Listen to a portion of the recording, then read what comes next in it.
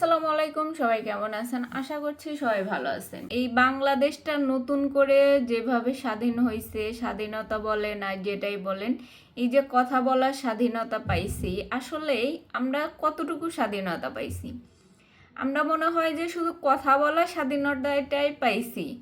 অন্য দিক থেকে যদি চিন্তা করেন যে আসলে দেশের মধ্যে কি ঘটতেছে, আমরা কথা বলার স্বাধীনতাটা পাইছি ঠিকই, কথাও বলতেছি ঠিকই, কিন্তু সমাধানটা পাইতেছি না। আমরা যে স্বাধীনতার জন্য, কথা বলার স্বাধীনতার জন্য আমরা এই দেশটাকে এইভাবে স্বাধীন করছি, সেই কথা বলার স্বাধীনতাটুকু ঠিকই পাইছি, কিন্তু যে কথাগুলো বলতেছি সেই কথাগুলা কার্যত কোনো কাজই হইতেছে না। মানে কথা বলার স্বাধীনতা পাইছি, কিন্তু সেই কথাগুলো যে কাজ হবে, মানে সেই কথাগুলো যে বাস্তবায়ন হবে, সেটা আর হইতেছে না। এই জন্য কি এই স্বাধীনতাটা আমরা চাইছিলাম যে আমরা স্বাধীন হব, ঠিক আছে, কিন্তু স্বাধীন হওয়ার পরে যে কথাগুলো বলবো, যে সমাজের মধ্যে এই যে দ্রব্যমূল্যের ঊর্ধ্বগতি, এই যে সমাজের মধ্যে এত বিশৃঙ্খলা, আইন শৃঙ্খলা উন্নত করা, এই যে ধরেন সব জায়গায় চোর বাটপারগুলা বেড়ে যাওয়া, এই জিনিসগুলাতে কাজ যারা করবে তাদের উপরে কথা বলার জন্যই আমাদের স্বাধীনতা। এখন আমরা কথা ঠিকই বলতেছি, কিন্তু তাদের কান পর্যন্ত পৌঁছাইতেছে না। তারা আসলে জানতেই পারতেছে না যে আমরা কি বলতেছি, আর জানতে পারলেও যে তারা নাক কান নাড়াইতেছে না, সেটা তো বোঝাই যাইতেছে। শুধু চারিদিকে শুধু আন্দোলন আন্দোলন, এত আন্দোলন হইতেছে, এত কথা হইতেছে, কিন্তু এই কথাগুলার আসলে মূল্য কোথায়? এই কথাগুলা যে বলা হইতেছে, এর বাস্তবায়ন কোথায়? এত কিছু বলা হইতেছে যে এই যে দ্রব্যমূল্যের ঊর্ধ্বগতি হোক, বা এই যে ট্রাফিক জ্যাম হোক, বা এই যে ধরেন এত বিশৃঙ্খলা, আইন শৃঙ্খলা উন্নত করা, জায়গায় জায়গায় যা ডাকাতি, ছিনতাইকারী, এগুলাই তো আসলে মেন রিজন না একটা দেশের মধ্যে। এইগুলা যদি ঠিক থাকে, তারপরে গিয়ে এই যে আন্দোলন বলেন, ভাঙচুর বলেন, আর যাই বলেন, এগুলা তো তাদের কাজ তারা করবে, কারণ সমাজে কিছু লোক থাকে এরকম যারা বিশৃঙ্খলা করতে পছন্দ করে। আর এই যে ফ্যাসিস্ট সরকারের দোসররা তো চাইতেই সেই বিশৃঙ্খলাগুলো করার জন্য, তো তারা সফল হইতেছে, কিন্তু আপনারা তাদেরকে সফল হওয়ার সুযোগ দিতেছেন।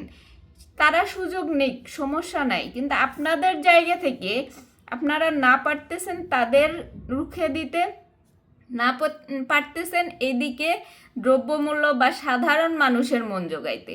সাধারণ মানুষের মন জোগাইতে আপনাদের কি করতে হবে? এই যে এত কিছু হইতেছে, এগুলারে এক সাইডে রাখা, আর আপনাদের আর এক সাইডে এই যে মানুষের যে দুর্ভোগ, এই যে ট্রাফিক বলেন, সব কিছুর দাম বেড়ে যাওয়া বলেন, সব কিছুতে ভ্যাট লাগানো হয়েছে, সেটা কথা, এইগুলা মানে এই যে আইন শৃঙ্খলার অবনতি, কোথাও কোনো দুর্ঘটনা ঘটলে ফোন দিলে আইন শৃঙ্খলা বাহিনী সেখানে পৌঁছাইতেই 2 ঘন্টা 3 ঘন্টা লেগে যায়। এমনকি কোনো থানায় কোনো ধরনের জিডি করলে, কোনো ধরনের মামলা হলে, সেটা নিয়ে বছরের পর বছর চলে যায়। এখনও যদি সেটাই হয়, সে আগের মতোই কোনো কথা বললে যদি কেউ নাক কান না নাড়ায়, তাহলে এই সরকার দিয়ে লাভ কী হইল? নতুন করে এই স্বাধীনতার মানে কি হইল? যদি আমরা সে আগের মতোই চিল্লায়া পাল্লাইয়া এত কথা বইলাও কোনো সমাধান না পাই, তাহলে এই স্বাধীনতার লাভ তো হইল না। আগে বলতেও পারি নাই, সমাধানও পাই নাই, বললেও সমাধান হইতো না, আর এখন বলতে পারি, সব কিছু করতে পারি, সমাধান পাই না। কোনো কিছু সমাধান হইতেছে না।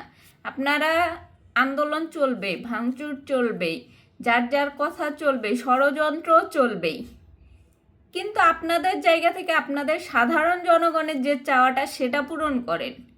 সেটা যতক্ষণ পূরণ না করতে পারবেন, ততক্ষণ আপনাদের এরকম চাপ আসতেই থাকবে, চাপ আসতে থাকবে। প্লাস হইতেছে এই যে সাধারণ জনগণ যদি খেপে যায়, তখন দেখবেন এই ফ্যাসিস্টের মতো আপনাদের উপরেও চড়াও হয়ে যাবে, তখন কিন্তু পালানোর পথ পাবেন না।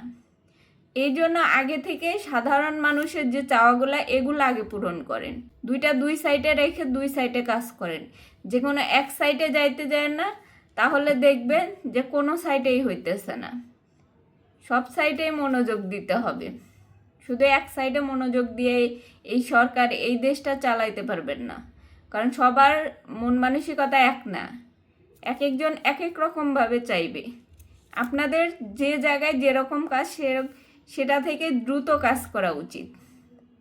সবাই ভালো থাকেন, সুস্থ থাকেন। আল্লাহ হাফেজ।